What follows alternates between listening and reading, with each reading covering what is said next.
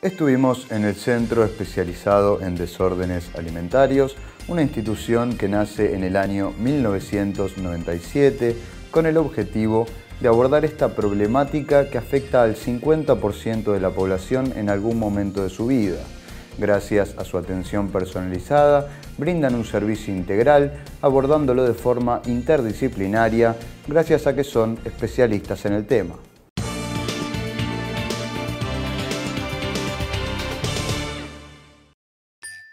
¿Sabías que la bulimia y la anorexia no son enfermedades crónicas? Nosotros trabajamos para la cura. SEDA es un centro especializado en desórdenes alimentarios. Los tratamientos son interdisciplinarios, ambulatorios, personalizados. Interdisciplinario porque el paciente es atendido por muchos profesionales. Médicos nutricionistas, psicólogos, licenciados en nutrición, arteterapeutas y terapeutas de familia. Ambulatorio, porque permite que el paciente pueda continuar con sus actividades cotidianas mientras realiza el tratamiento. Personalizado, porque se atiende cada caso considerando sus particularidades.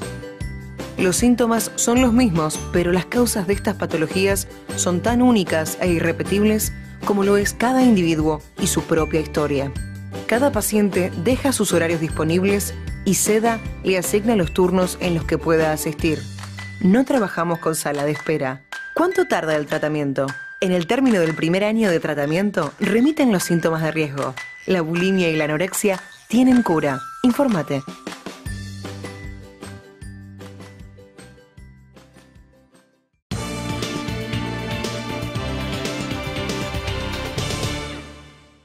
Nos encontramos en el Centro Especializado en Desórdenes Alimentarios. Vamos a hablar con su directora, la licenciada Olga Ricciardi. Olga, buenas noches, ¿cómo estás? ¿Cómo estás, Esther? Muy bien. Un gusto estar aquí. Olga es psicóloga, psicoanalista, docente de la Universidad de Buenos Aires. ¿En qué cátedra, Olga? Se llama Abordaje Psicoanalítico de los Desórdenes Alimentarios. Es una cátedra de posgrado que depende de Extensión Universitaria. Y tiene que ver con la posibilidad de que los egresados de psicología tengan una aproximación al tipo de tratamiento que nosotros realizamos para desórdenes alimentarios que son graves, como la bulimia y la anorexia. Ajá. Siempre especializada en bulimia y anorexia. Sí, y desórdenes alimentarios por causas psíquicas. Ajá, ¿como por ejemplo? Como por ejemplo los casos de picoteo por ansiedad, los casos en que hay personas que padeciendo hipertensión, diabetes, no pueden hacer la dieta a pesar de saber que es un riesgo de vida, pero no pueden controlar el encuentro con el alimento que justamente los va a dañar y a poner en riesgo. Bueno, entonces nosotros trabajamos con ese tipo de patologías porque evidentemente hay algo de lo psíquico que se está poniendo en juego. Totalmente. Uno cuando habla, por ejemplo, del diabético, ¿no? Habla de la persona que roba la comida, roba lo que no puede comer. Sí, también hay personas que están por pasar a la diabetes y no están enteradas a veces. Nosotros pedimos los estudios e inicialmente hacemos un diagnóstico bastante profundo para saber cuál es el estado clínico del paciente. Ajá. Y también el diagnóstico es una etapa muy importante en estos tratamientos. Hacemos un diagnóstico de composición corporal que se llama bioimpedancia, sí, que digamos es un estudio que implica poder medir la composición corporal, el nivel de grasa en el organismo, de masa magra, que sería la musculatura, el nivel de mineralización de hueso, es decir, cuánto pesa un esqueleto, el esqueleto de esa persona, sí, el nivel de agua intracelular, extracelular, digamos, cuántos kilocalorías quema por día, no todo el mundo tiene el mismo metabolismo, sí, basal, y entonces analizamos la composición corporal. El músculo, por ejemplo, pesa más que la grasa. Ajá. Entonces no es lo mismo una persona que se está dedicando al atletismo, por ejemplo, que alguien que tiene una actividad totalmente sedentaria. Claro. Entonces, bueno, analizamos eso porque para nosotros el peso a lo que se le da tanto peso, valga la redundancia, no es lo único a tener en cuenta. Claro. El peso debe ser por añadidura de una nutrición saludable. Este tipo de estudios deben prevenir determinadas enfermedades, cuando uno las hace en forma rutinaria, ¿no? Este tipo de estudios lo que nos permite, sí, aportan a la prevención justamente, y lo que nos permite es saber cuáles son los puntos vulnerables de ese paciente. Claro. Por allí ese paciente no tiene pérdida de calcio, tiene pérdida de potasio, o tiene osteosporosis porque está con una deficiente nutrición, y entonces encontramos que el esqueleto pesa menos de lo que tiene que pesar, los huesos no están mineralizados. O sea, hay un montón de datos que nos ofrece para poder después armar un plan alimentario adecuado. Exactamente. Porque, vuelvo a repetir, el peso no nos dice todo. Nosotros tenemos que trabajar primero con una nutrición saludable. El peso es una consecuencia de... Exactamente, el peso es por añadidura. Cuando hablamos de SEDA, Olga, hablamos de una institución diferente, que utiliza dispositivos clínicos diferentes. Sí. Contame un poquito, ¿qué hacen con respecto a la bulimia y la anorexia? Bueno, es una institución diferente porque nuestros tratamientos son absolutamente personalizados en todos los aspectos. O sea, cada paciente es atendido, escuchado, diagnosticado de manera personalizada, y cada tratamiento es personalizado. O sea, ninguno de los espacios es trabajado en grupo, sino que en esta institución un paciente es atendido por muchos profesionales, y esos muchos profesionales, que son psicólogos, psiquiatras, médicos nutricionistas, licenciados en nutrición, arteterapeutas, especialistas en familia, trabajan interdisciplinariamente. Quiero hacer la distinción entre multidisciplinario e inter. Multidisciplinario tiene que ver con que alguien está atendido por distintos especialistas, y estos especialistas a veces se conectan, a veces no. Interdisciplinario implica que cada vez que el paciente asiste, en ese mismo día el equipo tratante se reúne y visualiza la situación del paciente en ese momento. Tenemos un trabajo muy importante de instantaneidad, porque tenemos un sistema por el cual, además de tener la historia clínica informatizada, y cuando el paciente llega a cada espacio es ubicado por el profesional que lo atiende en la situación en la que se encuentra en ese día. Además tenemos una aplicación que se baja en los celulares, en donde tiene un recordatorio a la mañana que le pregunta si desayunó. Se le abre una página en donde anota qué desayunó, cómo se sentía, si tenía hambre, si estaba contento, si estaba deprimido, y lo envía, y esto queda registrado inmediatamente en la historia clínica: desayuno, colaciones, almuerzo, merienda, cena, y al final ejercicio físico, qué ejercicio físico hizo y durante cuánto tiempo. Bueno, y al final del día nosotros tenemos por cada día de cada paciente cuál fue su situación alimentaria, con lo cual cuando llega a la consulta, de alguna manera la nutricionista ya lo conoce esto, y estamos elaborando estrategias para ayudar. Olga, este seguimiento tan exhaustivo lo lleva a ustedes después, cuando tienen esta interrelación entre los profesionales, tener un diagnóstico muy acertado del paciente.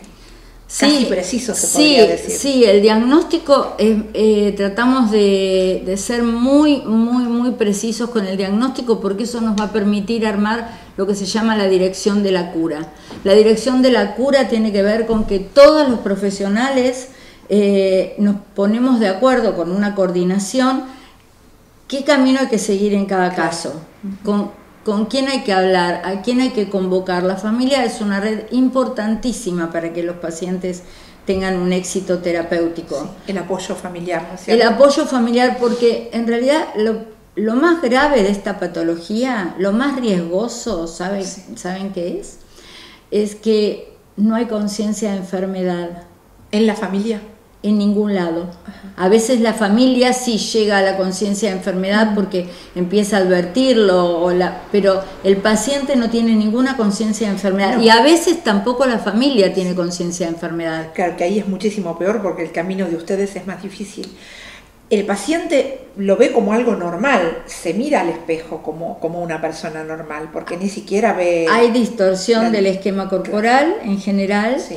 Y lamentablemente hay como un viraje a tomar muchas veces estas patologías como una especie de filosofía de vida. Yo me alimento así, no necesito comer más. Y como hay distorsión de la imagen corporal, obviamente esa persona no ve la delgadez extrema o no le da valor. A veces no son personas muy delgadas. En la bulimia no es que detectamos una delgadez extrema muchas veces, pero es peligrosísimo. Una cosa que es importante que porque se sepa. Está como tapado el cuadro. Está tapado el cuadro y es importante que se sepa algo. El sistema del vómito inducido, sí, que es el modo en que en el caso de la bulimia se compensa el atracón, que es la ingesta de comida de manera con mucha ansiedad, de manera pulsional, de manera casi primitiva, a veces mezclando los alimentos, comiendo lo que haya, para llenar un vacío imposible de llenar con comida, porque el vacío está en otro lado. Claro. Y después la necesidad de vaciar ese cuerpo con un vómito inducido, ahí hay una pérdida de potasio. Y la hipopotasemia puede llevar al paro cardíaco. Digo en extremo lo que puede pasar, sí, pero produce afección cardíaca.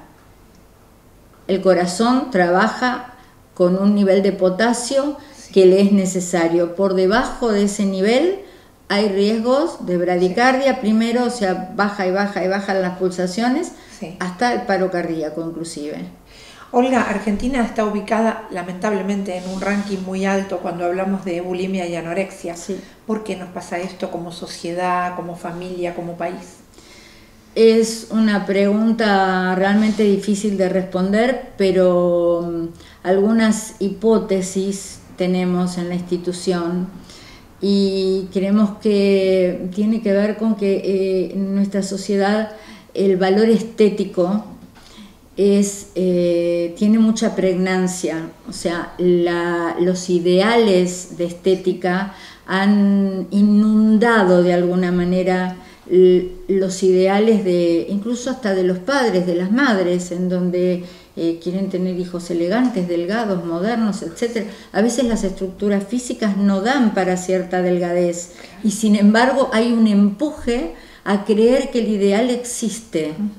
Y el ideal es como una luz que ilumina el camino, pero es algo a lo que uno tiene que entender que no se llega, es un camino a seguir. Bueno, es una tendencia y está bueno tenerlos los ideales, pero hay que saber que en algunos puntos el ideal se convierte en un riesgo y en estos casos en un riesgo de vida. Aquí la familia tiene mucho que ver. Mucho que ver, y por el otro lado la sociedad de consumo lleva a una valoración de los objetos por sobre el amor. Lamentablemente en muchos casos se ha perdido el preguntarle al hijo cómo estás, cómo te sentís, para reemplazarlo por cómo te fue, qué te sacaste en la escuela, cómo te fue en el partido, lo ganaste, lo perdiste, ¿no? Y por el otro lado también se ha reemplazado el tiempo del contacto, del beso matutino, de la charla, de contarle el cuento a la noche, arroparlo en la cama y demás, por te dejo la plata para el kiosco y o te compro la última Play, y las manifestaciones amorosas pasan por ciertas respuestas de no le falta nada.